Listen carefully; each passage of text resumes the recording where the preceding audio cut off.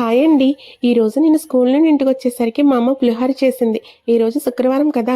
మా ఇంట్లో ప్రతి శుక్రవారం ఏదో ఒక ప్రసాదం చేస్తారు దేవుడికి పెట్టడం కోసం. మా అమ్మ వంట ఏదైనా చాలా చేస్తుంది. నేను మా చెల్లి అంటుంటాం, "నీ చేత ఏదైనా హోటల్ పెట్టించుంటే మన పరిస్థితి భలేగా ఉండేది.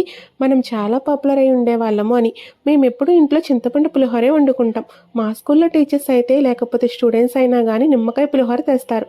నాకు చింతపండు పులిహోర అంటేనే ఇష్టం. మీకు తెలుసా? మన నాలుక చిన్నప్పటి నుంచి ఏ టేస్ట్‌కైతే అలవాటైపోతుందో దాన్ని మాత్రం మన మైండ్ యాక్సెప్ట్ చేస్తుంది.